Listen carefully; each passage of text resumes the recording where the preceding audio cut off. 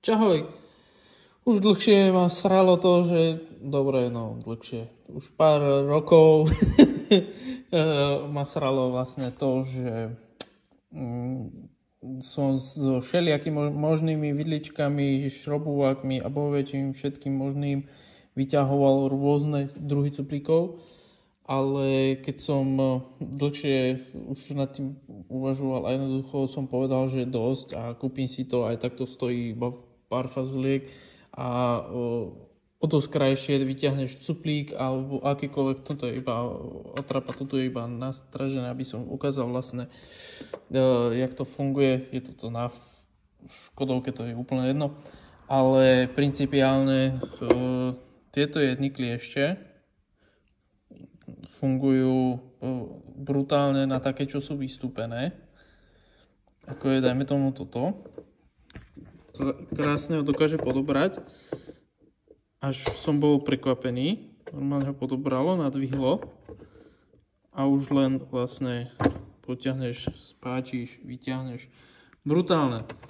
A je to príjemnejšie, lepšie, než vlastne robiť to vidličkou, lebo vidličkou to vždycky sa snažíš áno, dobre, vidličkou sa to snažíš nejako podchytiť, aj tak to páčiš a vždycky sa ti to začne točiť, vlastne, jak to poviem, začne sa ti krútiť táto vrchná hlavička, pričom takto, keď ju máš krásne podopretú, tak sa ti nemá jak krútiť. Teraz to tam vrátim, lebo mám jednu ruku, tak použijem kliešte.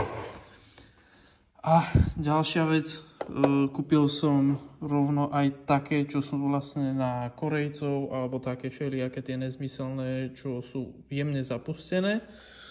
Ako je, dajme tomu, toto.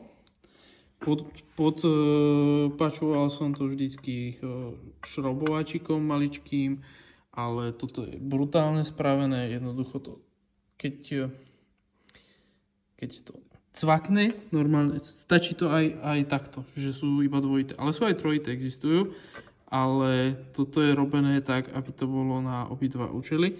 Ono sa to pekne, je to tak jemne konické spravené, ale musím sa trafiť a pozerať sa aj jemne na to.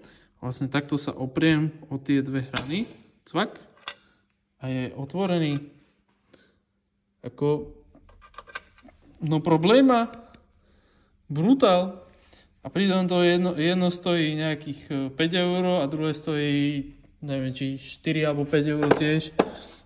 No, takto za 10 € plus nejaké to poštovné. Fú.